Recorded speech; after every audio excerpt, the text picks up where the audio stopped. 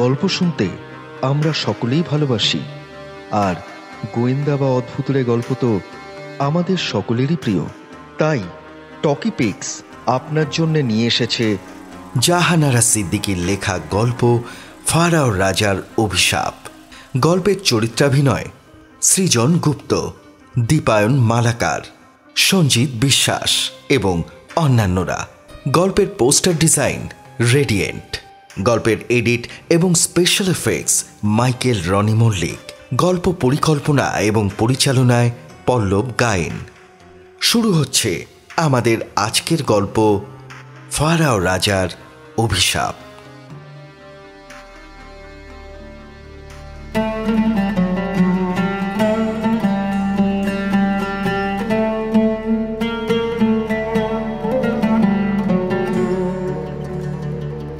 মিশরের পিরামিড আর মমি সম্পর্কে বরাবরই হারুনের দারুণ কৌতূহল।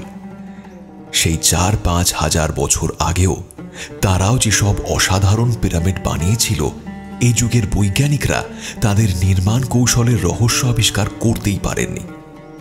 সম্প্রতি জাপান থেকে একদল বৈজ্ঞানিক কায়রোতে গিয়ে এই ধরনের পিরামিড বানানোর প্রচেষ্টা চালিয়েছিল, কিন্তু তারা সফল হয়নি। ক্রেন ছাড়া অত ভারী ভারী পাথর একের পর এক মাধ্যাকর্ষণ শক্তি অতিক্রম করে কিভাবে অত উঁচুতে উঠিয়েছিল, সেটা এই যুগেও রহস্যই থেকে গেছে। পৃথিবীর আশ্চর্যতম এই পিরামিড দেখার সুযোগ যখন এসে গেল, হারুন আর সেটাকে হাতছাড়া করল না।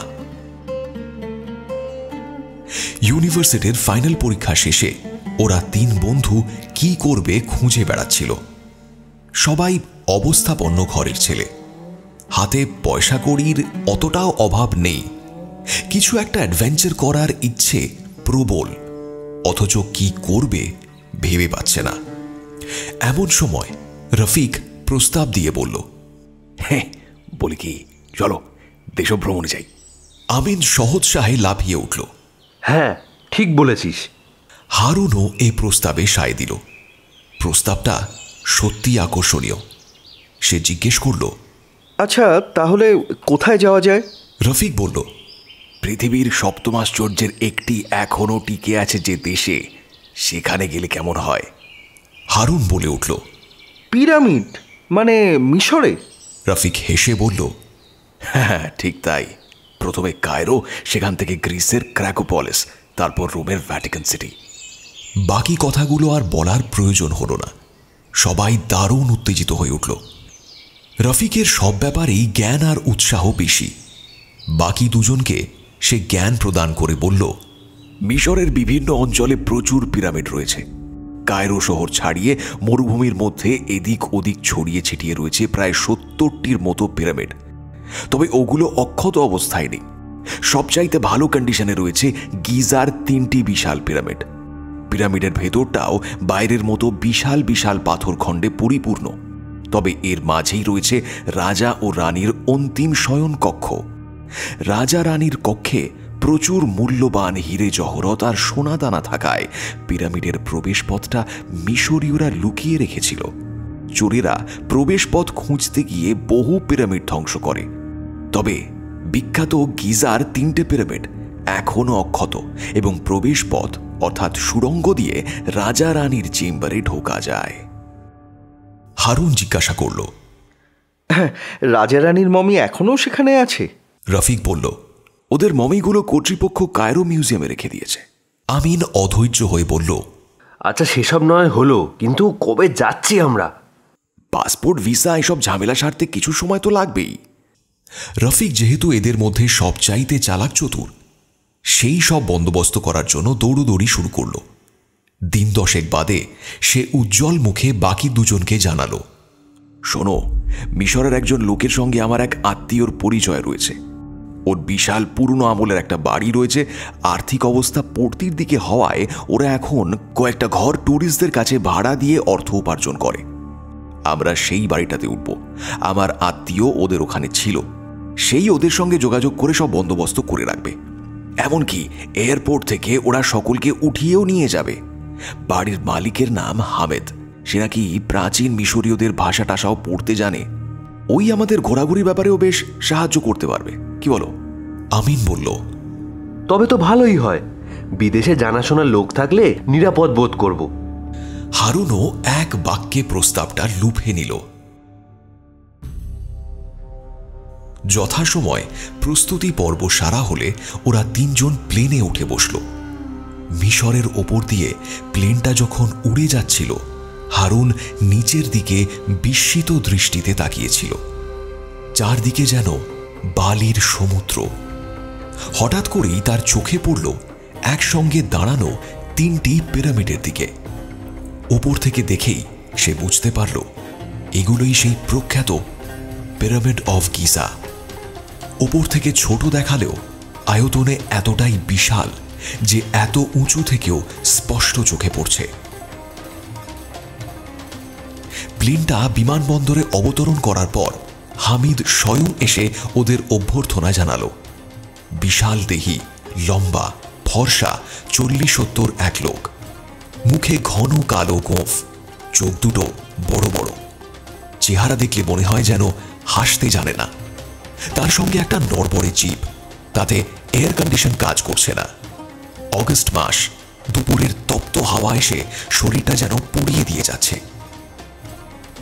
গাড়িটা যখন শহরের মাঝখান দিয়ে যাচ্ছিল, কৌতূহলী চোখ মেলে ওরা অত্যাধুনিক শহরটা দেখতে থাকল। হামিদ ওদের একটা ঘন বসতি এলাকার পুরনো বাড়িতে নিয়ে গেল। 3 তলা বাড়ি, একতলায় রেস্টুরেন্ট, দোতলায় হোটেল অর্থাৎ ট্যুরিস্টদের জন্য কয়েকটা ঘর, আর 3 তলায় হামিদের ঘর সংসার। ওরা তিনজন দোতলায় পাশাপাশি রুম পেল। সামনে একটা বড় সড়ো বারান্দা। সম্ভবত এই প্রচণ্ড গরমের জন্যই সেই হোটেলে আর কোনো ট্যুরিস্ট নেই। হারুন ভীষণ ক্লান্ত হয়ে পড়েছিল। রুমে ঢুকে এসি চালিয়ে বিশ্রাম নিতে গেল। বিকেলে সবার সঙ্গে একসঙ্গে বের হওয়ার কথা। নির্ধারিত সময়ে বারান্দায় বেরোতেই একটা মজার দৃশ্য ওর চোখে পড়ল। পাশের বাড়ির খোলা ছাদে একটা পাঁঠা বেঁধে রাখা আছে। ছাদের ওপর কেউ এরকমভাবে পাঁঠা বেঁধে রাখে সে প্রথম দেখল। আমিন আর রফিক ইতিমধ্যে বারান্দায় তৈরি হয়ে ঘোরাঘুরি করছিল। হারুন জিজ্ঞেস করল, আচ্ছা শোন, এখন আমরা কোথায় যাচ্ছি? রফিক উত্তর দিল, আগে তো গিজার পিরামিডগুলো দেখে আসি। হারুন ভাবল ওখানে যেতে যেতে প্রায় সন্ধে হয়ে যাবে, সেই সময় কি সেগুলো খোলা পাওয়া যাবে? কিন্তু গিয়ে দেখতে পায় অপূর্ব দৃশ্য। সামনে প্রশস্ত মরুভূমি, সবে মাত্র সূর্যাস্ত হয়েছে। আকাশে রক্তিম আভা ছড়ানো। গিজার 3টি বিখ্যাত পিরামিড মরুভূমির ঠিক মাঝখানে দাঁড়িয়ে আছে। সন্ধ্যা হয়ে যাওয়ায় ভেতরে প্রবেশ নিষিদ্ধ হয়ে গিয়েছিল, কিন্তু দূর থেকে যা দেখল তা দেখেই মুগ্ধ হয়ে তাকিয়ে রইল ওরা। কয়েকটা উট ঘোরাফেরা করছে। টুরিস্টরা সবাই ব্যস্ত। এখন লাইট অ্যান্ড সাউন্ড শো শুরু হবে। ওরা তিনজন শো দেখতে বসে পড়ল। চারিদিকে যখন গাঢ় অন্ধকার নেমে এলো, তখন শুরু হলো লাইট অ্যান্ড সাউন্ড শো। তীব্র আলোর দ্যুতি ছড়িয়ে পড়ল পিরামিডগুলোর ওপর এবং তার সাথে স্ফিংসের মুখের ওপরেও। অপরূপ সুন্দর দেখাচ্ছিল পিরামিডগুলো। ওরা মুগ্ধ বিস্ময়ে দেখতে থাকল। এরই মধ্যে একজন পুরুষ কণ্ঠে পিরামিডের ইতিহাস বর্ণনা করা শুরু করল। সবকিছুই বেশ ভালো লাগছিল ওদের কাছে। মনে হলো আজ ভেতরটাতে ঢুকতে না পারলেও বাইরে থেকে যতটুকু দেখল তাতে আশাটা সম্পূর্ণ সার্থক।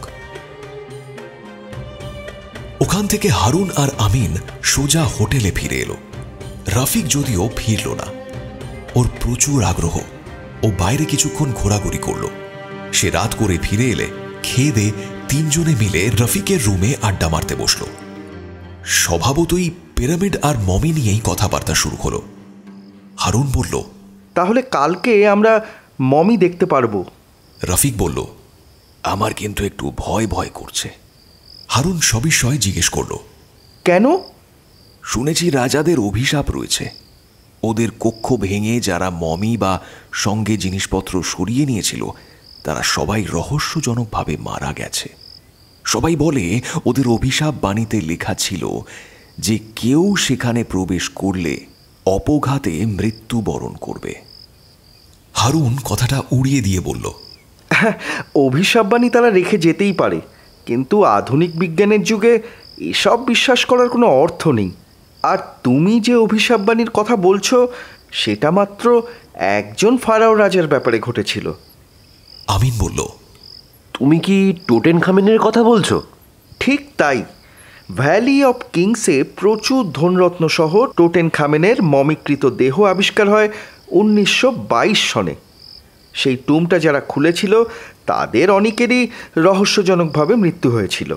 সেই জন্য পরবর্তীকালে এইসব অভিশাপের গুজব ছড়িয়ে পড়ে। ওসব মৃত্যুর রহস্য আজও কিন্তু জানা যায়নি।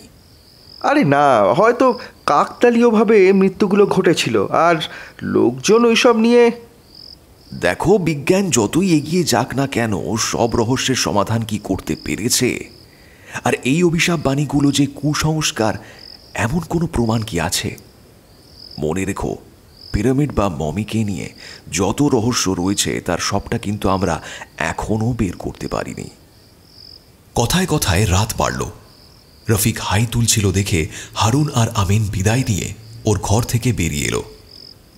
হারুন ওর ঘরের দিকেই যাচ্ছিল, হঠাৎ আমিন ওর দিকে ঘুরে একটু ইতস্তত করে বলল, বলছিলাম কি, আমার ঘরে একটু আসবে?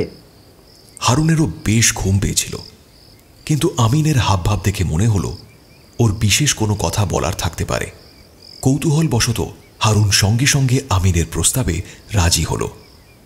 আমিন চাবি দিয়ে ওর ঘরটা খুলতে খুলতে বলল, আসলে একলা ঘরে ঢুকতে মনটা কেমন করছে। আমিনের বিছানার পাশের চেয়ারটাতে হারুন বসতে বসতে জিজ্ঞেস করল, হ্যাঁ, বিশেষ কোনো কথা আছে বলে মনে হচ্ছে। আমিন বিছানায় বসে আরক্ত মুখে বলল, বুঝলে বন্ধু, রিয়ার ব্যাপারে খুব আপসেট হয়ে পড়েছি। রিয়া? সে আবার কে? আমিন অবাক দৃষ্টিতে হারুনের দিকে তাকিয়ে বলল, রফিক তোমাকে রিয়ার কথাটা বলেনি? কই না তো, কে রিয়া? আমিন তখন সবিস্তারে হারুনকে তার মনের কথাগুলো খুলে বলতে শুরু করল। ধানমন্ডিতে তাদের বাড়ির পাশের বাড়িটা রিয়াদের। অপরূপ সুন্দরী মেয়ে রিয়া, কলেজে পড়ছে। প্রতিদিন সন্ধেবেলা রিয়া ওদের ফুলের বাগানে ঘুরে বেড়ায়। রাতে যখন জানলার পাশে টেবিলে বসে লেখাপড়া করে, তখন টেবিল ল্যাম্পের আলোতে ওকে অপূর্ব দেখায়। আমিন ওর বাড়ির বারান্দায় দাঁড়িয়ে ওকে দেখে। এমনভাবে দেখতে দেখতে আমিন ওর প্রেমে পড়ে যায়। কিন্তু রিয়ার দিক থেকে কোনো সাড়া না পাওয়াতে ও খুবই বিমর্ষ হয়ে পড়েছে। একসময় নিজের অনুভূতিগুলো কষ্টকর হয়ে ওঠায় রফিককে সব কথা খুলে বলেছিল। রফিক তখন ওকে সাহায্য করতে এগিয়ে আসে। রিয়াকে সে তার আরেক বন্ধুর বোনের মাধ্যমে যোগাযোগ করে আমিনের প্রেমের প্রস্তাব পাঠায়। রিয়া প্রথমে রাজি না হলেও পরে একসময় আমিনের প্রেমে সাড়া দেয়। এর পরবর্তীতে আমিনের সঙ্গে রিয়ার বেশ কয়েকটা চিঠিপত্র আদান প্রদানও হয়েছে রফিকের মাধ্যমেই, কিন্তু এখনো পর্যন্ত ওরা কোথাও দেখা করেনি। আমিনের মুখ থেকে সব শুনে হারুনের বেশ মজা লাগলো। এতক্ষণে বুঝল আমিনকে প্লেনে এতটা অন্যমনস্ক কেন দেখাচ্ছিল। এই তাহলে ব্যাপার, ভেতরে ভেতরে এত সব কিছু হয়ে যাচ্ছে। আমিন একটু চিন্তিত মুখে বলল, একটা ব্যাপারে আমার আজ একটু খটকা লাগছে। ও চিঠিতে যদিও লিখেছিল আমাদের দুজনের দেখা সাক্ষাৎ না হওয়াই ভালো, এতে ওর বাবা মা রেগে যেতে পারেন। তারপরেও আসবার সময় যখন গাড়ি করে বের হচ্ছিলাম, ওর সঙ্গে চোখাচোখি হলো। ও তখন ওদের বাড়ির গেটে দাঁড়িয়ে সম্ভবত কারোর জন্য অপেক্ষা করছিল। চোখে চোখ পড়তে আমি হেসে হাত উঠালাম, কিন্তু রিয়া এমন অবাক দৃষ্টিতে আমার দিকে তাকালো যে আমি বিব্রত হয়ে পড়লাম। ও তোমাকে চিনতে পেরেছে তো? অবশ্যই। মনে রেখো, আমরা ছেলেবেলা থেকে পাশাপাশি বাড়িতে মানুষ হচ্ছি, চিনতে না পারার তো কোনো কারণ নেই। তাছাড়া আমি কায়রো আসছি জেনেও আমাকে সুন্দর একটা চিঠিও পাঠিয়েছে। কিভাবে চিঠিটা এসেছে? কেন ডাকে? তুমি যে বললে রফিক। ওর বাড়িতে বাবা মা দেখে ফেলার ভয় ছিল, তাই জন্য রফিকের মাধ্যমে যেত, কিন্তু ওর চিঠি আমার বাড়িতে আসার কোনো অসুবিধা নেই। বুঝেছি, চিঠিটা আছে তোমার কাছে? অবশ্যই, আমি সঙ্গে করে নিয়ে এসেছি। প্লেনে তোমাদের লুকিয়ে দুবার পড়েওছি। হারুনের ততক্ষণে প্রচণ্ড কৌতূহল জেগে উঠেছে। সে বলল, কই দেখাও তো চিঠিটা। আমিন তার সুটকেস খুলে চিঠিটা বার করে ওর হাতে দিল। হারুন খাম শুদ্ধ চিঠিটা নিয়ে নেড়ে চেড়ে দেখল। হঠাৎ খামের ওপর পোস্ট অফিসের সিলটা তার দৃষ্টি আকর্ষণ করল। খুঁটিয়ে খুঁটিয়ে পোস্ট অফিসের সিলটা নিরীক্ষণ করতেই সে অবাক হয়ে গেল। আমিনের দিকে তাকিয়ে বলল, আশ্চর্য। আমিন খামটার ওপর ঝুঁকে পড়ে জিজ্ঞাসা করল, কি তোমাকে অবাক করেছে? তুমি বলেছ রিয়া ধানমন্ডিতে থাকে, অথচ চিঠিটা পোস্ট করা হয়েছে শান্তিনগরের পোস্ট অফিস থেকে। তাই নাকি? দেখি তো। আমিন খামটা নিয়ে পোস্ট অফিসের সিলটা আগ্রহ ভরে দেখল। কোনো সন্দেহ নেই, শান্তিনগরের পোস্ট অফিসে চিঠিটা ফেলা হয়েছিল। দুজনেই অবাক দৃষ্টিতে তাকিয়ে রইল। আমিনের মুখে চিন্তার রেখা ফুটে উঠল, কিন্তু হারুনের সারাদিনের ক্লান্তিতে চোখ ঢুলছিল। এই নিয়ে আলোচনা করার চাইতে ঘুমোতে সে বেশি আগ্রহী ছিল। তাড়াতাড়ি বিদায় নিয়ে বিছানায় এসে শুয়ে পড়ল। বাতি নেভাতেই সমস্ত ঘরটা অন্ধকারে ছেয়ে গেল। অন্ধকারের মধ্যেই প্রথমেই তার মনে হলো যে সে এখন ফারাও রাজাদের দেশে আছে। আজ থেকে হাজার হাজার বছর আগে এখানে প্রতাপশালী সব রাজারা থাকতেন। জ্ঞানে বিজ্ঞানে বহুদূর অগ্রসর হয়েও তারা ধর্মীয় কুসংস্কারে আচ্ছন্ন ছিলেন। ভাবতেন নিজেদের মমি বানিয়ে রাখলে মৃত্যুর পরবর্তী জীবনে তারা জেগে উঠবেন। কালই সেসব মমি নিজের চোখে সে দেখতে পাবে। এসব ভাবতে ভাবতে সে কখন যে ঘুমিয়ে পড়ল নিজেই জানে না। দরজায় টুকটুক শব্দ শুনে ঘুমটা ভাঙল হারুনের।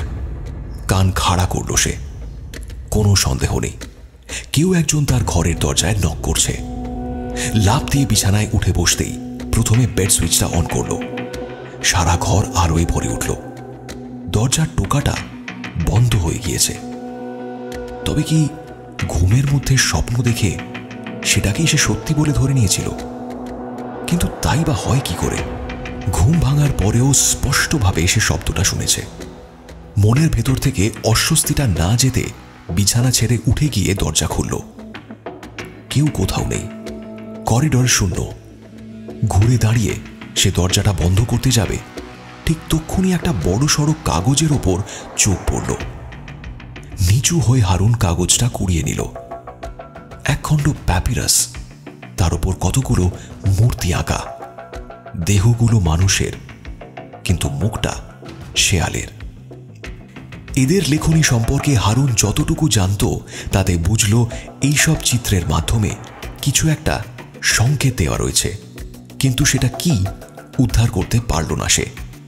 সেই সঙ্গে রাত দুপুরে দরজায় কে টোকা দিয়ে প্যাপিরাসের খণ্ড রেখে গেল সেটাও তার মাথায় ঢুকল না। এদিক ওদিক তাকাতেই হঠাৎ দূরে সিঁড়ির কাছাকাছি একটি অদ্ভুত মূর্তির দিকে চোখ পড়তে ভয় তার বুকটা ধক করে উঠল। আবছা অন্ধকারে মূর্তিটাকে সে স্পষ্ট দেখতে পাচ্ছে না, কিন্তু যেটুকু দেখতে পাচ্ছে তাতে মনে হলো অনেকটা প্যাপিরাসের অঙ্কিত মূর্তিটার মতোই দেখতে। দেহটা মানুষের, মুখটা শৃগালের, ঠিক যেন ওদের দেবতা আনুবিস। দৃশ্যটা দেখে এক মুহূর্ত স্থির হয়ে থাকলেও পরক্ষণে ঘরে ঢুকে সশব্দে দরজা বন্ধ করে দিল হারুন। বুকের ভেতরটা এখনো টিপ টিপ করছে। একবার মনে হলো আমিন কিংবা রফিককে ফোন করবে কিনা। পর মুহূর্তে ভেবে চিনতে সে সিদ্ধান্তটা মন থেকে সরিয়ে দিল। এত রাতে ওদের দুজনের ঘুমের ব্যাঘাত ঘটানো ঠিক হবে না। সবচাইতে বড় কথা, ও নিজেই নিশ্চিত হতে পারছে না একটু আগে সে যা দেখল সেটা সত্যি নাকি ঘুম ভাঙা চোখে দেখার ভুল। কিন্তু ওর হাতের কাগজটা তো এখনো হাতেই ধরা রয়েছে, ভুল হওয়ার তো জো নেই।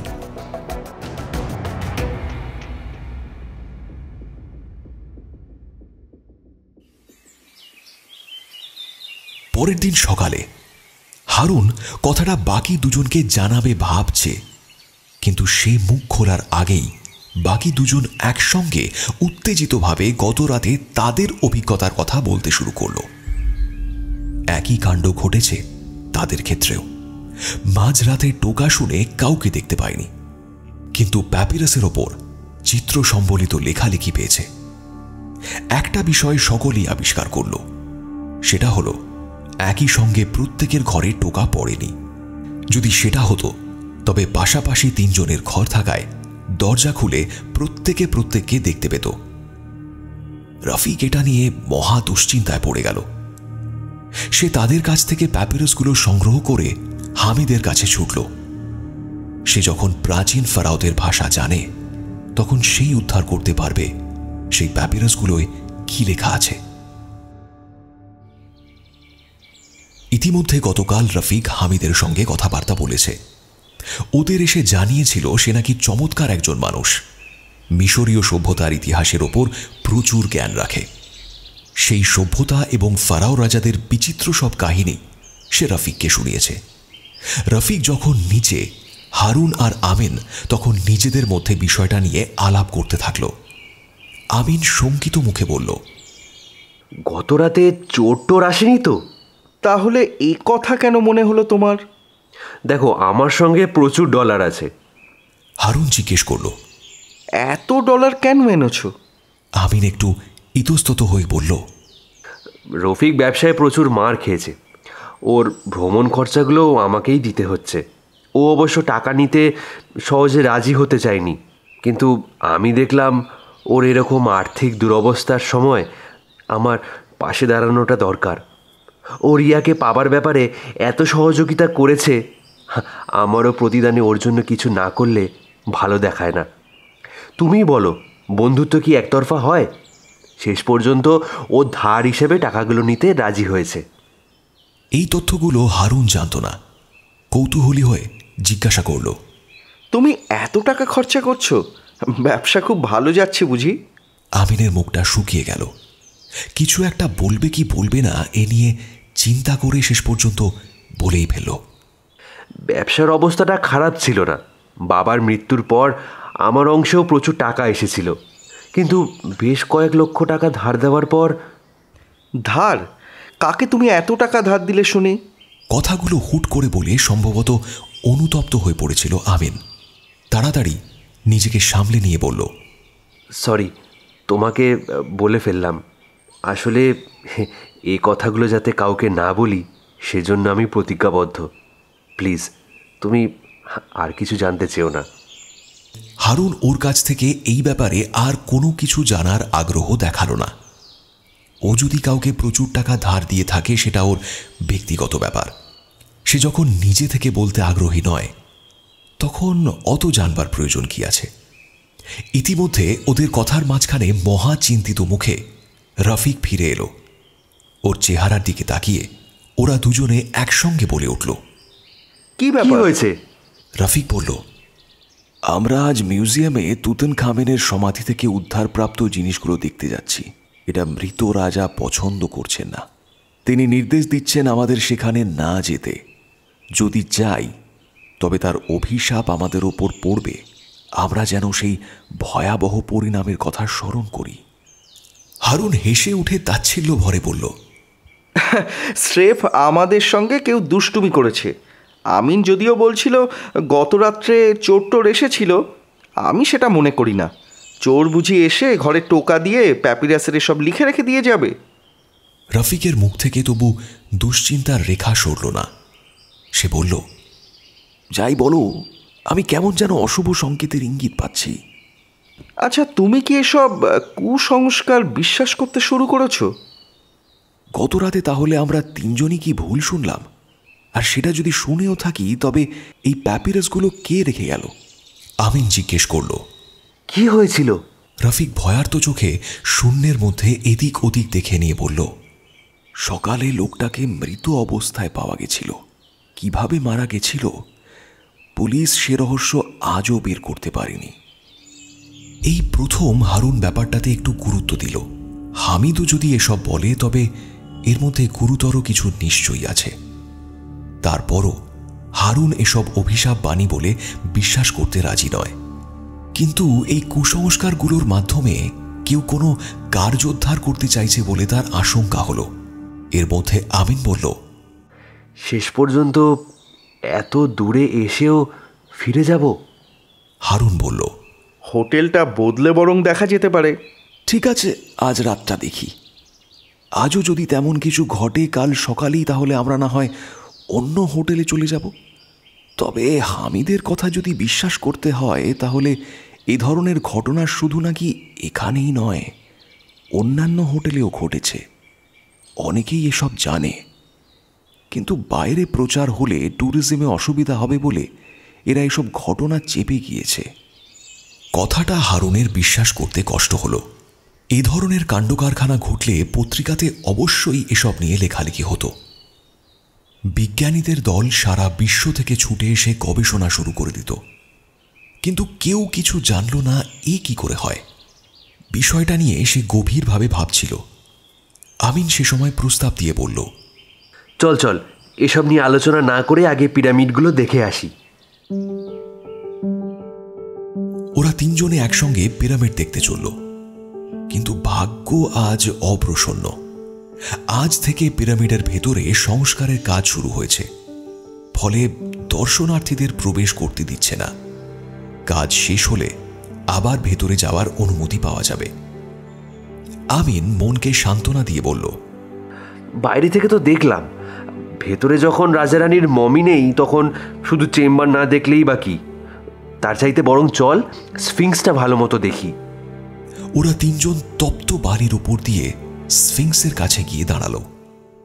পিরামিডের সামনে সিংহের শরীরে মানুষের চেহারা নিয়ে বিশাল মূর্তিটা যেন পিরামিডগুলোকে পাহারা দিচ্ছে। হারুন বলল, বইতে পড়েছি স্ফিংস নাকি বালির নিচে ঢাকা পড়েছিল।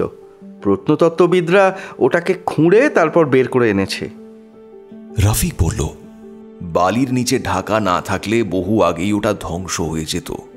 নরম স্যান্ডস্টোন দিয়ে ওটা বানানো হয়েছে যে। দেখো না, রোদ্দুর, বাতাস আর জলীয় বাষ্পের কারণে ওটা ভগ্নপ্রায় হয়ে পড়েছে। হারুন বলল, ঠিক বলেছ, মুখের সামনের অংশটুকু, বিশেষত ওই নাকটাক নেই।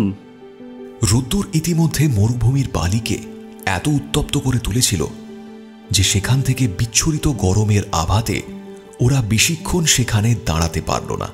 সেখান থেকে ওরা ছুটল মিশরীয় মিউজিয়ামে মমি দেখতে।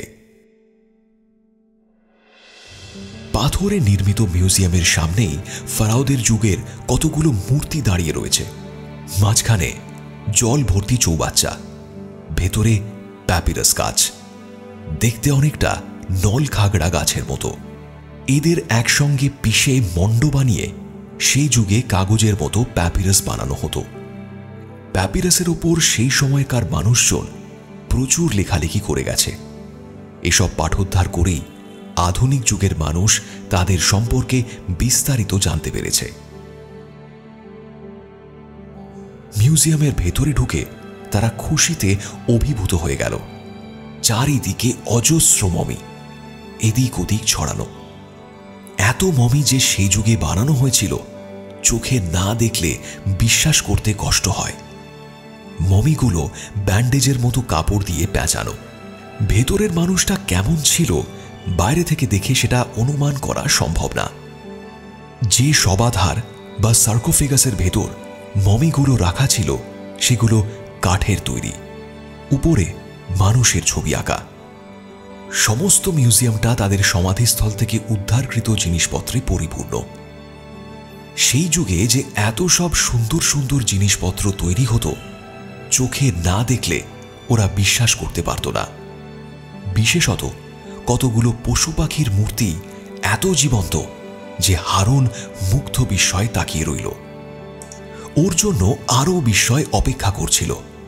সেটা হল রাজা তুতানখামেনের সমাধি হতে উদ্ধারকৃত জিনিসপত্র। বিশাল সোনার তৈরি বিভিন্ন সাইজের বেশ কয়েকটা খাঁচা, একটার ভেতর অন্যটা বসানো। সবচাইতে ছোটটার মধ্যে ছিল রাজা তুতানখামেনের শবাধার, রাজার মমিটা এখন মিউজিয়ামে না থাকলেও সোনার তৈরি খাঁচাগুলো এবং সোনায় প্রস্তুত অপরূপ শবাধার দেখে হতবাক হয়ে সোজা দাঁড়িয়ে রইল ওরা। ঠিক যেন সোনার তৈরি শায়িত একটা মনুষ্য মূর্তি। মূর্তিটার মাথায় রাজাদের আচ্ছাদন, আর মাঝখানে ফনা উঠিয়ে একটা সাপ। এই সেই তুতানখামেন। রফিক হারুনের কানের কাছে ফিস ফিস করে বলল। কথাটা শুনে হারুন চমকে উঠল। সে এত বিস্ময় আর আগ্রহ নিয়ে রাজার ব্যবহৃত সিংহাসন, গয়নাগাটি, শৌখিন জিনিসপত্র দেখছিল যে গত রাতের কথা প্রায় ভুলেই গিয়েছিল। রফিকের কথাটা শুনে হেসে বলল, রাজা যদি মৃত্যুর পরেও এত প্রতাপশালী থাকতেন তবে আর তার ব্যবহৃত জিনিসপত্র জনসাধারণ দলে দলে দেখতে পেত না, আর এরা তার অভিশাপে মারাও পড়ত। এ নিয়ে তর্কাতর্কি না করে ওরা তিনজন এবার মমি দেখায় মনোযোগ দিল। আচ্ছা, প্রাচীন মিশরীয়রা কিভাবে এত মমি বানাতো? পাশে দাঁড়ানো গাইডকে হারুন জিজ্ঞেস করল। গাইড উত্তর দিল, আপনি কি জানেন কত মমি ছিল? অজস্র। 3000 বছর ধরে যে সমস্ত মিশরীয়রা মমি তৈরির খরচ বহন করতে পারত, তারা নিজেদেরকে মৃত্যুর পর মমি বানিয়ে রাখত। মমের সঙ্গে যেহেতু ধন সম্পদ সবই থাকতো, তাই চোরেরা এসব লুণ্ঠন করার সময় বহু মমি নষ্ট করে ফেলেছে।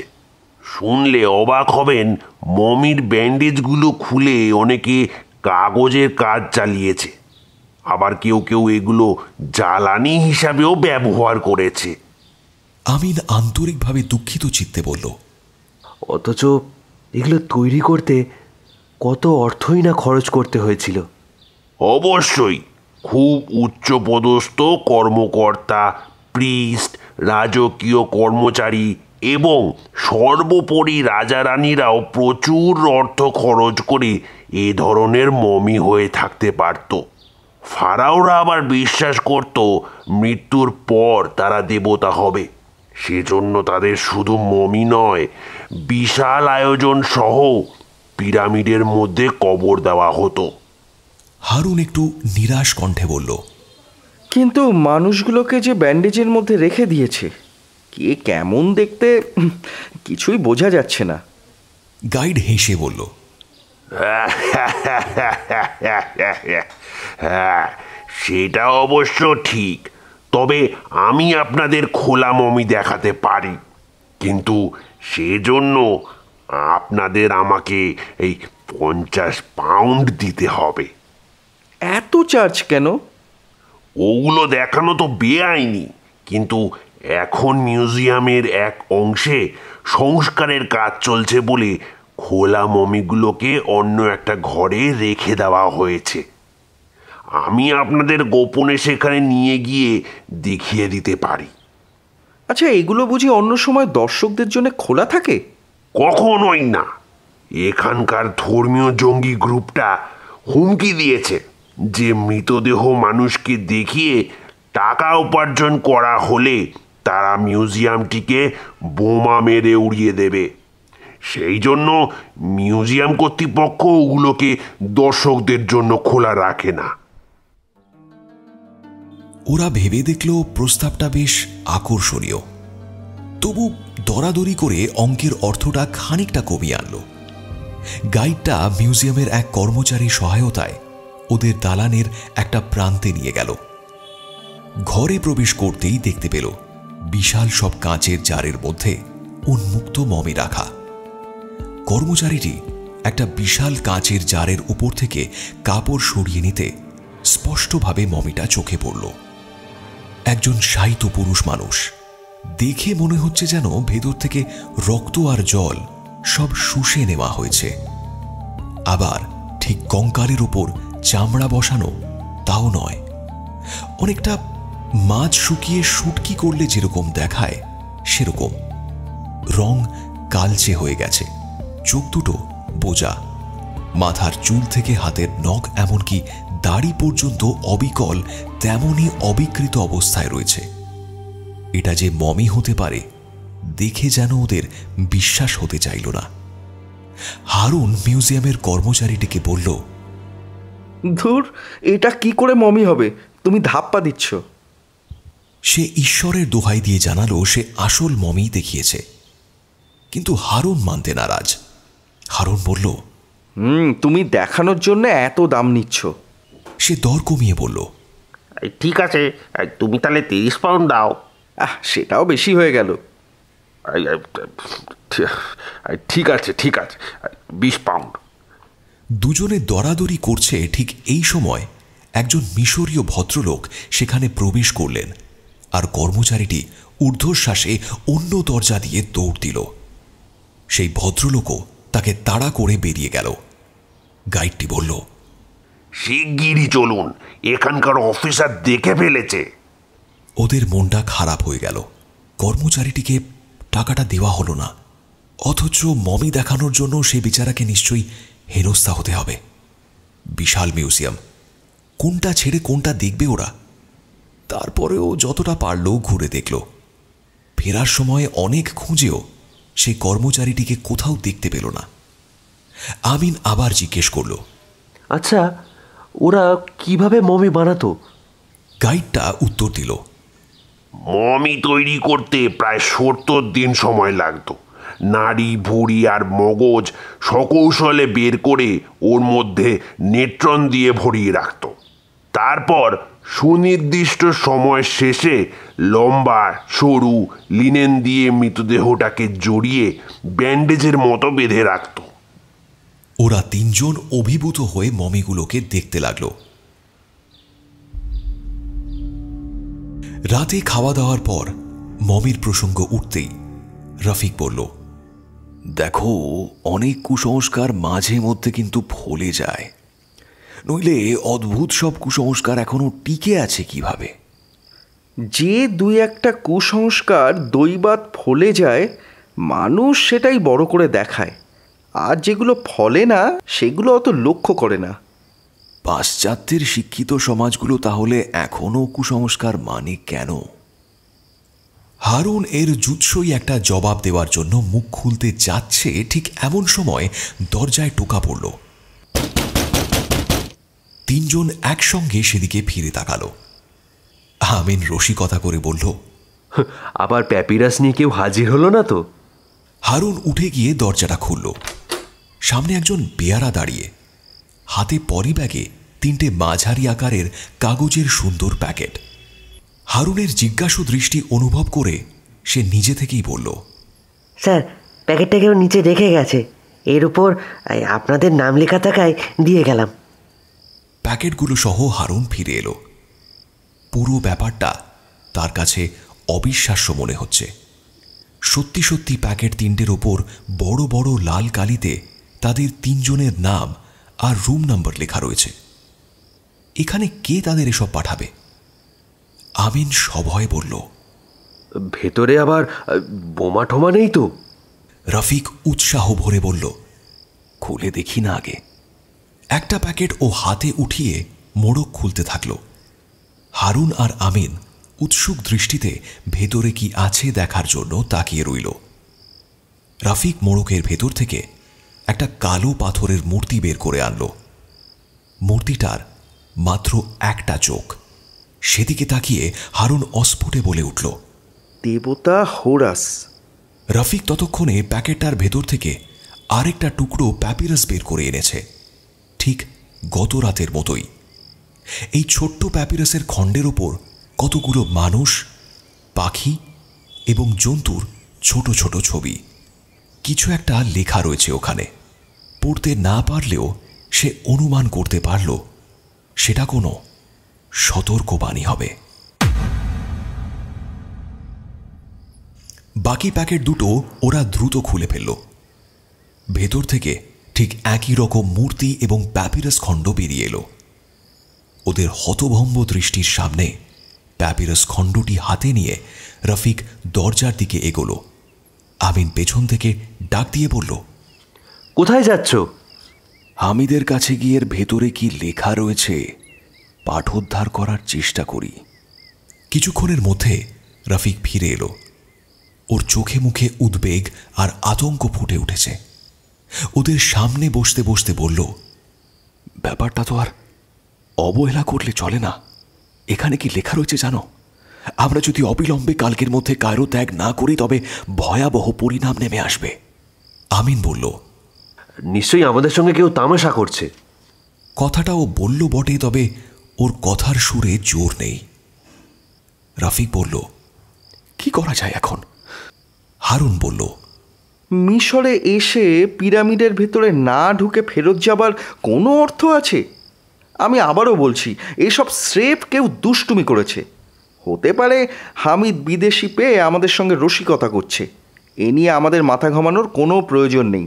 চলো কাল দূরে কোনো পিরামিডের মধ্যে ঢোকার চেষ্টা করি। এরপর তিনজন বেশ কিছুক্ষণ কথাবার্তা বলল। একসময় আড্ডা সেরে রুমে এসে শুয়ে পড়ার জন্য উঠে দাঁড়ালো হারুন। গতদিনের মতো আমিন আজকেও তার পিছু পিছু এসে বলল, বন্ধু, মনটা কেমন যেন করছে। হারুন লক্ষ্য করছিল এত ঘোরাফেরার মধ্যেও আমিনের চেহারাটা মলিন এবং দুশ্চিন্তাগ্রস্ত। সে বুঝল রিয়ার ব্যাপারটাতেই ও বিষণ্ণ হয়ে রয়েছে। জিজ্ঞেস করল, রিয়ার চিঠির ব্যাপারটা নিয়ে তোমার মধ্যে সন্দেহ দেখা দিয়েছে, তাই তো? আমিন ঘাড় হেলিয়ে বলল, ঠিক তাই। রিয়া কেন শান্তিনগরের পোস্ট অফিসে গিয়ে চিঠি পোস্ট করবে? ও তো ইডেন কলেজে পড়ে। সেখানকার পোস্ট অফিসে পোস্ট করাই তো ওর পক্ষে সুবিধাজনক। হারুন দেখল যে আমিন রিয়ার ব্যাপারটা নিয়ে ভাবতে গিয়ে এই ভ্রমণে এসেও বেচারা শান্তি পাচ্ছে না। তাই সান্ত্বনা দেবার চেষ্টা করে বলল, হতে পারে কোনো বান্ধবীকে দিয়েছিল পোস্ট করবার জন্য। আমিন তার যুক্তিতে কনভিন্সড হল না। ওর মধ্যে সন্দেহের বীজ ঢুকে পড়েছে। বলল, তাছাড়া আসবার দিনও আমার দিকে অমনভাবে তাকালোই বা কেন? মহা মুশকিলে পড়ল হারুন। রিয়া কেন এরকম আচরণ করছে তা হারুন কিভাবে জানবে? বলল, দেখো, রিয়াকে আমি চিনি না, জানি না, তাহলে ওর সম্পর্কে আমি আর কি বলবো? রফিক ওকে চেনে, তুমি বরং তাকেই জিজ্ঞাসা করো। আজকে দুপুরে ওকে কথাটা জিজ্ঞেস করেছিলাম। ও কি বলল? রফিক বলল হুট করে গাড়ির ভেতর দেখে নাকি চিনতে পারেনি। আমি অবশ্য প্রতিবাদ করে বলেছি সেটা কখনোই সম্ভব নয়। ও তখন চিন্তিত হয়ে বলল, এবার নাকি দেশে ফিরে সরাসরি ও রিয়ার সঙ্গে আমার কথা বলিয়ে দেবে। আমি তাকে সন্দেহ করেছি। মনে হয় এ ব্যাপারে সে মনে খুব আঘাত পেয়েছে। হারুন ইতিমধ্যে হাই তুলছিল। সেটা লক্ষ্য করে আমিন বলল, তোমার ঘুম পেয়েছে, যাও ঘুমোও গিয়ে। হারুন আর কথা না বাড়িয়ে ঘুমোতে গেল। আজও সারাদিন ঘোরাঘুরির পর ক্লান্তির ভারে বিছানায় শোয়া মাত্র হারুনের দু চোখে তন্দ্রা নেমে এলো। হঠাৎ দরজায় টোকার শব্দে আবার ঘুমটা ভেঙে গেল। কোনো সন্দেহ নেই, কেউ যেন টোকা দিচ্ছে। পর মুহূর্তে ওর মনে একটা ভয় দোলা দিয়ে গেল। গতকালকের মতো আজও দরজার অপর প্রান্তে প্রাচীন দেবতার মতো কেউ দাঁড়িয়ে নেই তো? কিন্তু যদি থেকেও থাকে, তার ধারে কাছে সাহস করে সে ভিড়ছে না। হারুন ভাবল, অত ভয় না পেয়ে বরং দরজাটা খোলা যাক। লাইট জ্বালিয়ে দরজা খোলার জন্য হাতলটা ধরে হাত ঘড়ির দিকে তাকিয়ে দেখল রাত 2টো। আবার থেমে গেল সে। এত রাতে দরজা খোলাটা কি বুদ্ধিমানের কাজ হবে? গতকাল থেকে একের পর এক যা সব ঘটনা ঘটছে, সেটার পর আরও সাবধান হওয়া উচিত। কেউ একজন ঘটনাগুলো ঘটাচ্ছে। কে সে? কেনই বা সে এসব ঘটাচ্ছে? পরক্ষণেই ওর মনের মধ্যে একটা ক্ষীণ সন্দেহ জেগে উঠল। সত্যি আত্মা বলে কি তেমন কিছু আছে? এবার শব্দটা আরো জোরালো হলো। হারুন কণ্ঠস্বর উঁচিয়ে জিজ্ঞেস করল, কে? দরজার অপর প্রান্ত থেকে রফিকের গলার স্বর ভেসে এলো। আমি রফিক। সে কি? রফিক এত রাতে তার ঘরে কেন এসেছে? ও কোনো বিপদে পড়েনি তো? তাড়াতাড়ি দরজা খুলল হারুন। রফিক উদ্ভ্রান্ত দৃষ্টিতে কেমন করে যেন এদিক ওদিক তাকাচ্ছিল। ওর হাব ভাব হারুনের কাছে স্বাভাবিক ঠেকল না। সে সে জিজ্ঞেস করল, কি হয়েছে? রফিক তার ঘরে ঢুকতে ঢুকতে বলল, ওই অদ্ভুত মুখোশ পড়া মানুষগুলো আমার ঘরে এসেছিল। দরজা বন্ধ করতে করতে হারুন বলল, কি আবোল তাবোল বকছো? আতঙ্কিত স্বরে রফিক বলল, আমি স্পষ্ট দেখেছি। দরজায় নখ শুনে খুলে দেখি এই দৃশ্য। সমস্ত দেহটা মানুষের, কিন্তু মাথাটা শেয়ালের। কি ভয়াবহ! বলতে বলতে শিউরে উঠল রফিক। হারুন ওকে ধরে বিছানায় বসিয়ে দিল। ওর ভয়ার্ত চোখগুলো যেন বেরিয়ে আসতে চাইছে। এই প্রথম হারুনের মধ্যেও ভয়টা সংক্রামিত হল। নিশ্চয়ই তেমন কিছু দেখেছে রফিক, নইলে এমন আচরণ কেন করছে সে? ও খানিকটা ধাতস্থ হওয়ার পর হারুন জিজ্ঞেস করল, আচ্ছা, কি হয়েছে খুলে বলো তো? ফ্যাল ফ্যাল করে ওর দিকে তাকিয়ে রফিক বলল, ওই শেয়ালের মাথাওয়ালা মানুষটা। হারুন মাঝপথে বাধা দিয়ে বলল, ওটা ওদের দেবতা আনুবিস। রফিক বলল, আনুবিসের সঙ্গে তাকে দেখে আমি বুঝতে পারলাম সে কে। হারুন ধৈর্য সম্বরণ করতে না পেরে জিজ্ঞেস করে উঠল, কে সে? স্বয়ং তুতানখামেন। ছবিতে যেমন দেখেছি একেবারে তেমন জীবন্ত। দু চোখে হিংস্র দৃষ্টি। আমাকে হাতের ইশারা দিয়ে কিছু একটা নির্দেশ দিল। আমি বুঝতে পারলাম সে আমাকে অবিলম্বে এখান থেকে চলে যেতে বলছে, নইলে আমার মৃত্যু অবধারিত। আর তারপর? হারুন রুদ্ধশ্বাসে জিজ্ঞেস করল।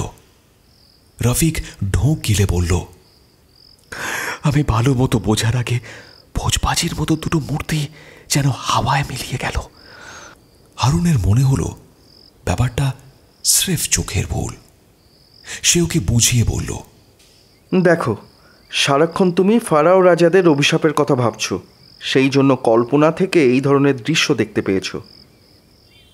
রফিক হারুনের কথায় প্রভাবিত হল না। তার দৃঢ় বিশ্বাস এটা বাস্তবে ঘটেছে। হারুন আর ওর সঙ্গে এ নিয়ে তর্ক করল না। ইতিমধ্যে রফিক হঠাৎ বুক চেপে ধরে বিছানায় শুয়ে পড়ল।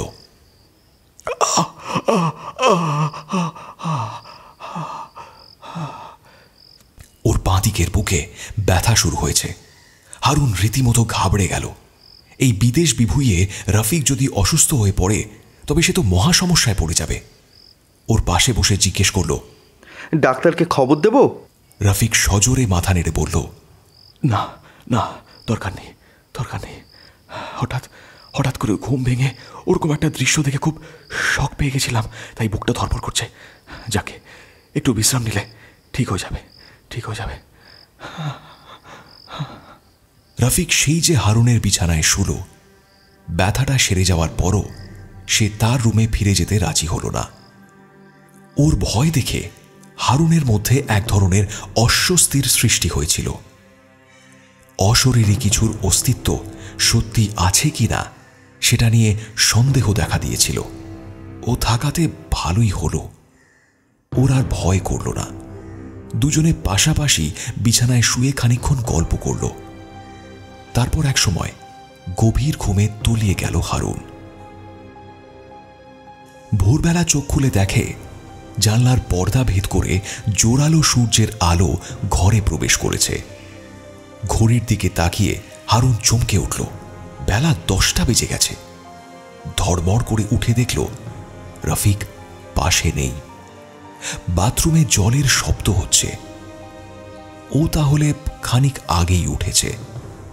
একটু পরে রফিক বেরিয়ে এসে লজ্জিত হাসি দিয়ে বলল, গত রাতে কি ভয়টাই না পেয়েছিলাম অযথা তোমার ঘুমটুম ভাঙিয়ে। হারুন হেসে বলল, ভালোই হলো, ঢাকা গিয়ে সবাইকে বলার মতো একটা গল্প পেলাম। খাবার টেবিলে যাওয়ার আগে আমিনের রুমে টোকা মারল ওরা। ভেতর থেকে কোনো উত্তর এলো না। একটু অবাক হলো হারুন। ওদের না হয় মাঝরাতে এত সব কাণ্ড কারখানার কারণে ঘুম ভাঙতে দেরি হয়েছে, কিন্তু আমিন তো দিব্যি ঘুমিয়েছে। ও কেন ঠিক সময় ঘুম থেকে ওঠেনি? আবার দরজায় টোকা দিল সে। বেশ কিছুক্ষণ কেটে গেল, কিন্তু ভেতর থেকে কোনো সাড়া শব্দ নেই। এবার মনের মধ্যে একটা ভয়ঙ্কর সন্দেহ দোলা দিয়ে গেল হারুনের। গত রাতে আমিনের রুমেও কি তেমন কিছু হয়েছিল? আনুবিস দেবতা সাঙ্গুপাঙ্গু সহ হাজির হয়েছিল। সে ভয়ঙ্কর দৃশ্য দেখেও বাকিটুকু আর ভাবতে পারল না হারুন। ওর বুকের ভেতরটা ধক ধক করতে শুরু করল। আমিন দরজা খুলছে না কেন? ও ছুটে তার রুমে গিয়ে আমিনের রুমে ফোন করল। রিং হচ্ছে, কিন্তু কেউ রিসিভার তুলছে না। এমনকি এটাও হতে পারে যে ও ওদের ঘুম থেকে ওঠার দেরি দেখে হয়তো আশপাশটা ঘুরে দেখতে গেছে। সেটা অবশ্য সম্ভব, তবু হারুনের মনের ভেতরটা খচখচ করতে থাকলো। শেষ পর্যন্ত আর থাকতে না পেরে নিচে নেমে বেয়ারার কাছে জানতে চাইল আমিন তার রুমের চাবি রেখে গেছে কিনা। বেয়ারা খোঁজ নিয়ে জানালো আমিনের তার নিজের রুমেই থাকার কথা। তাকে কেউ হোটেল থেকে বাইরে বেরোতে দেখেইনি। হারুন রফিককে তার ঘরে থাকতে বলে সোজা হামিদের সঙ্গে দেখা করতে গেল। সে ভাঙা ভাঙা ইংরেজিতে কি ঘটেছে জানতে চাইল। হারুন তাকে সব কথা জানালো। গত রাতে রফিক যেসব দৃশ্য দেখেছে সেসব শুনে হামিদ বেশ আমোদ পেয়েছে বলে মনে হলো। তারপরেও তার কথা শুনে আমিনের ঘরের ডুপ্লিকেট চাবি নিয়ে কর্মচারী সহ উপরে উঠে এলো। রফিকও সবার সাড়া পেয়ে উদ্বিগ্ন মুখে ঘর থেকে বেরিয়ে এলো। চাবি দিয়ে দরজা খোলার পর একসঙ্গে সবাই ভেতরে ঢুকল। বিছানায় আমিনের শায়িত দেহ, কিন্তু ওর দিকে এক ঝলক দৃষ্টিপাত করেই সবাই একসঙ্গে অস্ফুটে আর্তনাদ করে উঠল। আমিনের দিকে তাকিয়ে যে কেউই বুঝতে পারবে ওর দেহে প্রাণ নেই। হামিদ দ্রুত আমিনের পাশে গিয়ে হাতটা তুলে নিয়ে ওর নাড়ি পরীক্ষা করল। পর মুহূর্তে হাত ছেড়ে দিয়ে মাথা নাড়ল। সব শেষ।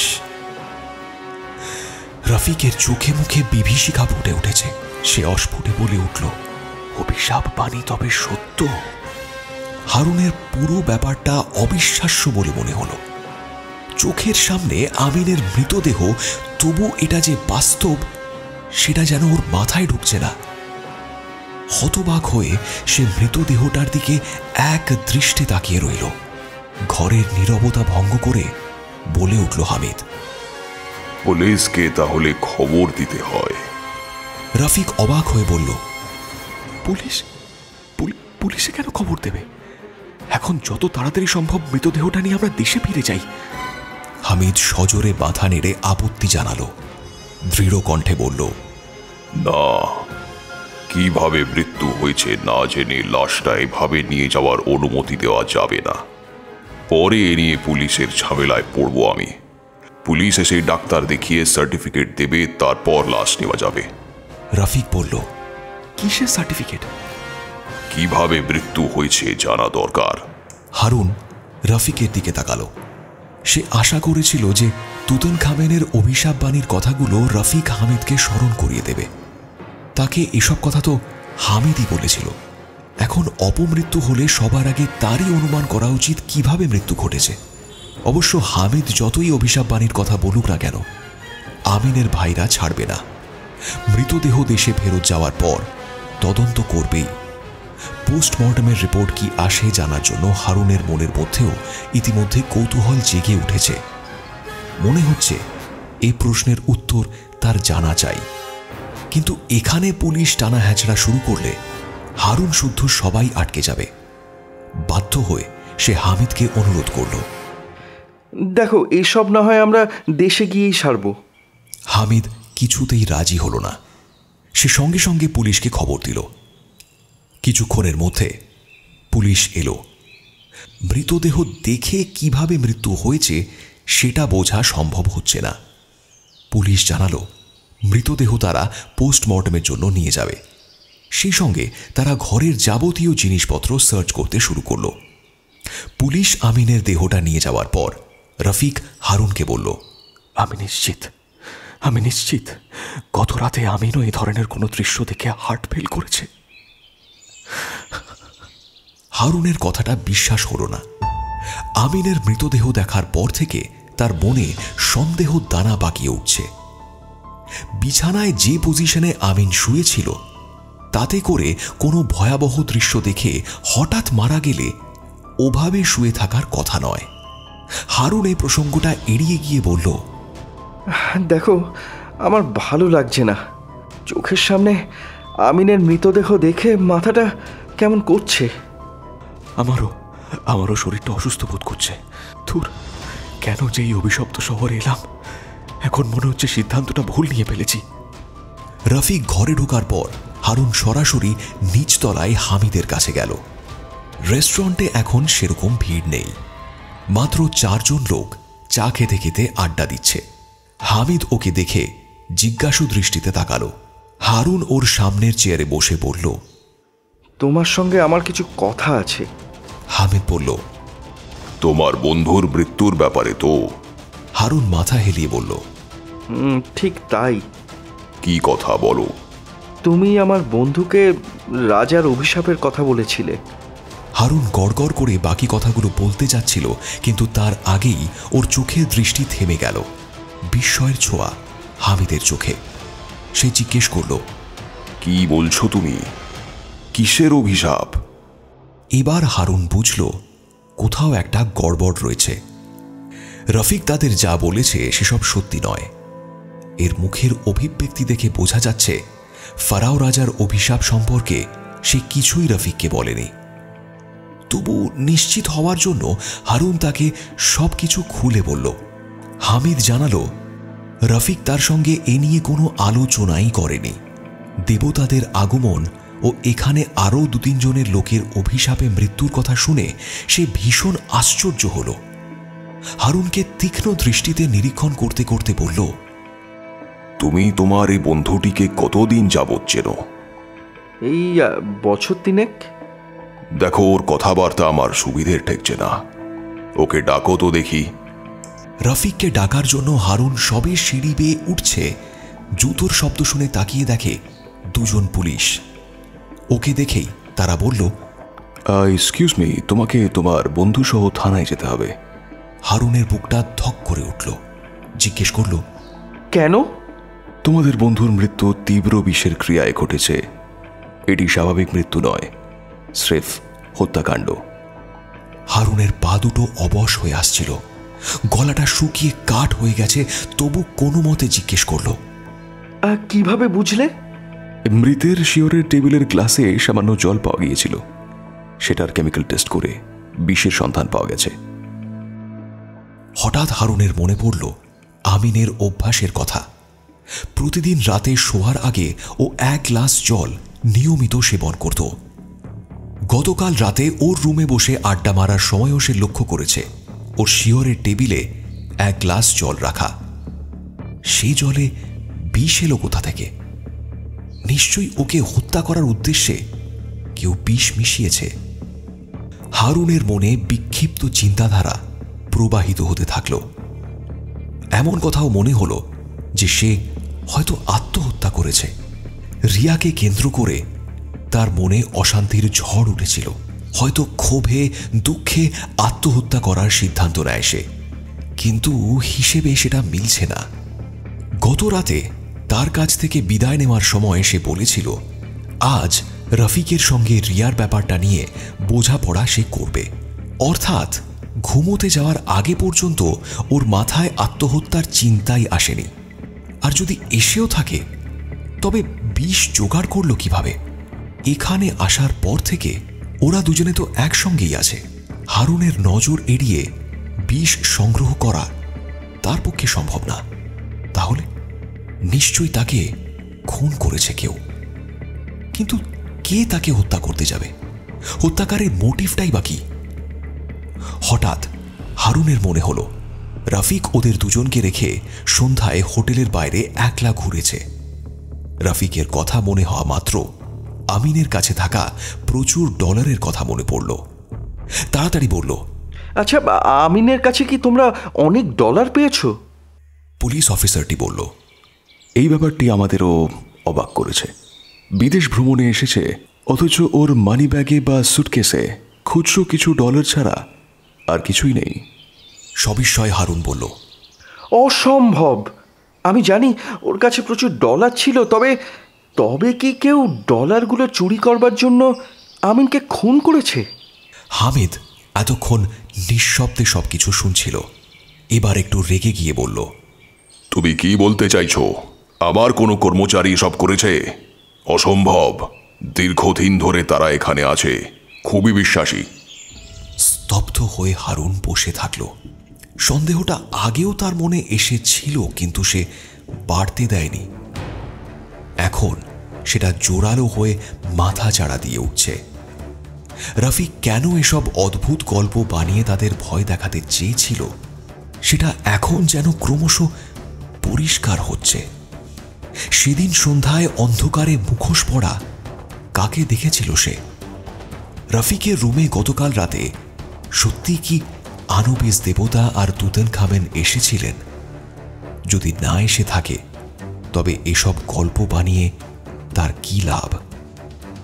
কিছু একটা ব্যাপার নিশ্চয়ই আছে। ও যদি স্রেফ রসিকতা করত, তবে সে সেটা বুঝত। কিন্তু বাস্তবে যে ঘটনাগুলো ঘটল, সেটা রসিকতা হতে পারে না। মূর্তিসহ প্যাপিরাসের ওপর লেখা সতর্কবাণী বা কে পাঠিয়েছিল? পুলিশ অফিসারটিকে হারুন সব কথা জানালো। তিনিও বেশ অবাক হয়ে সেগুলো দেখতে চাইলেন। হামিদ তাকে জানালো, প্রাচীন মিশরীয় ভাষা জানা তো দূরে থাক, এ সম্পর্কে বিন্দু বিসর্গ জ্ঞানও তার নেই। পুলিশ অফিসারটি বললেন, তোমার বন্ধুকে একবার ডাকো তো। হারুন গিয়ে রফিকের দরজায় নক করল। পেছন পেছন পুলিশ এবং হামিদ। দরজায় ওরা নক করেই চলেছে, কিন্তু ভেতর থেকে কেউই দরজা খুলছে না। হারুনের বুকটা ধক করে উঠল। দরজা খুলছে না কেন রফিক? আবার কোনো দুর্ঘটনা ঘটল না তো? দরজা খুলে ওরা কি আবার আরেকটা মৃতদেহ আবিষ্কার করবে? হামিদ বলল, দাঁড়াও, আমি ডুপ্লিকেট চাবি নিয়ে আসছি। ডুপ্লিকেট চাবি দিয়ে দরজা খোলার পর দেখা গেল রফিক ঘরে নেই। ওর তো এখন বিছানায় শুয়ে বা ঘুমিয়ে থাকার কথা ছিল। কোথায় গেল সে? পুলিশ অফিসারটি বললেন, ও কি বাইরে বেড়াতে বেরিয়েছে নাকি? হামিদ বলল, আমি তো নিচে ছিলাম, ও বের হলে আমার চোখে নিশ্চয়ই পড়ত। বুঝেছি, বারান্দা টপকে ভেগেছে। দাঁড়াও, আমি বিভিন্ন জায়গায় মেসেজ পাঠাচ্ছি, ও পালাবে কোথায়? কথাটা বলে হারুনের দিকে ফিরে তিনি বললেন, তুমি কি কিছু বুঝতে পারছো? হারুনের মাথায় তখন চিন্তাগুলো দ্রুত খেলা করতে শুরু করেছে। যে অঙ্কগুলো মেলাতে পারছিল না সে, এখন সে সমস্ত কিছু জলের মতো মিলে যাচ্ছে। দিন 5 পরের কথা। ঢাকায় ফিরে এসেছে হারুন। যাবার সময় তারা 3 জন একসঙ্গে গিয়েছিল। ফেরার সময় হারুন একা। রফিককে মিশরীয় জেলে রেখে আসতে হয়েছে। সে পালিয়ে গ্রিসে যাওয়ার চেষ্টা করেছিল। এয়ারপোর্ট পুলিশ তাকে গ্রেফতার করে। সেখানে পুলিশের জেরার মুখে তার স্বীকারোক্তি আদায় করা হয়। হারুনের ভাগ্য ভালো বলতে হবে। পুলিশ রফিককে সঠিক সময় ধরতে পেরেছিল, না হলে হারুনকেও হয়তো কারাগারে থাকতে হতো। যদিও রফিক স্বীকার করার আগে পর্যন্ত হারুনকেও পুলিশ ডিটেইন করেছিল। সে এক বিভীষিকাময় অভিজ্ঞতা।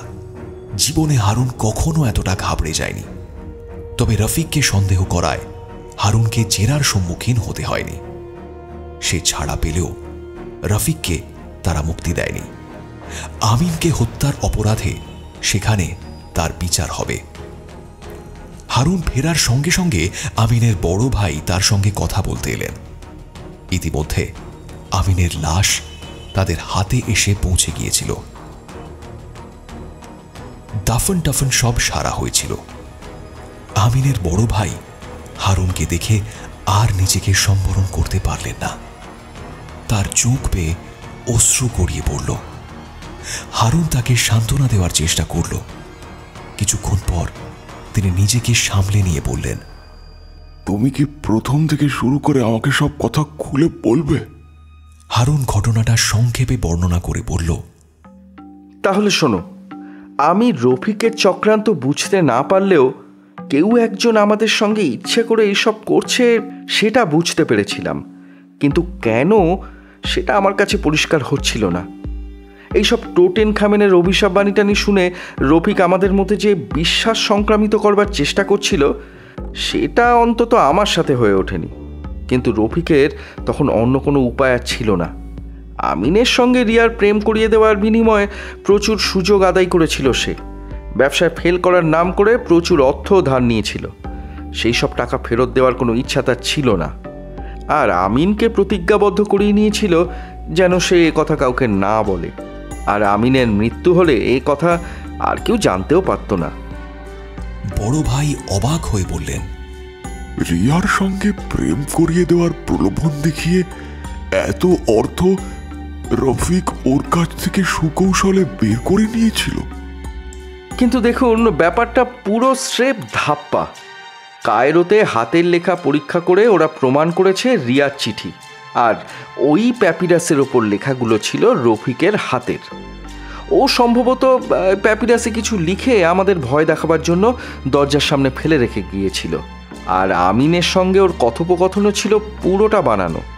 আর মুখোশধারীদের হোটেলের দরজা খুলে দিয়েছিল বলে সে যে দাবি করেছিল সেসবও ছিল পুরোটাই ওর বানানো আর পরিকল্পিত। আমার মনে ফারাও রাজার অভিশাপ সম্পর্কে বদ্ধ ধারণা সৃষ্টি করতে চেয়েছিল সে।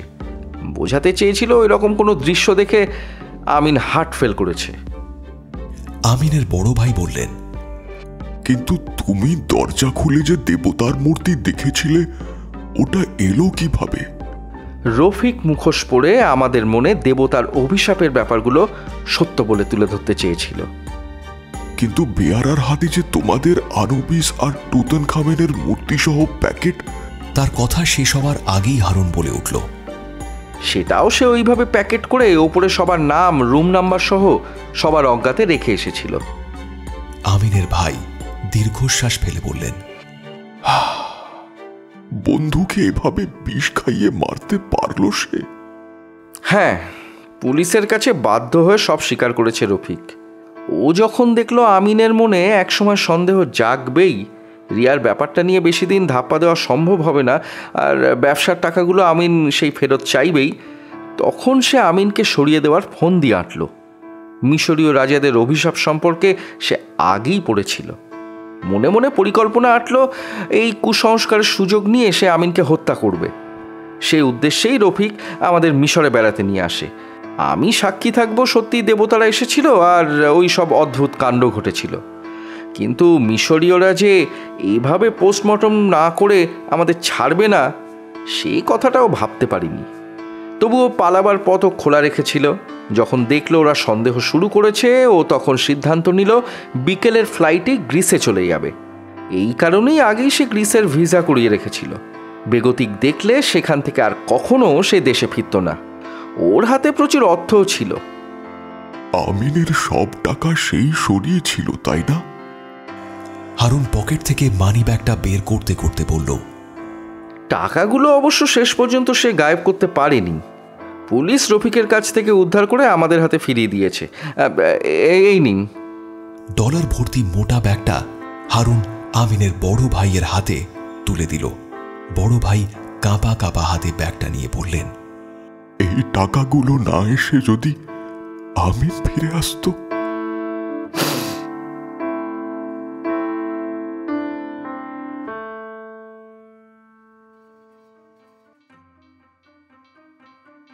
এতক্ষণ আপনারা শুনলেন আমাদের আজকের গল্প ফারাও রাজার অভিশাপ। গল্প ভালো লাগলে অবশ্যই আমাদের চ্যানেল টকিপিক্স সাবস্ক্রাইব করুন, লাইক এবং শেয়ার করুন, কারণ আপনার অনুপ্রেরণা আমাদের সাহায্য করে প্রতি সপ্তাহে এমনই নতুন নতুন গল্প পরিবেশন করায়। ধন্যবাদ।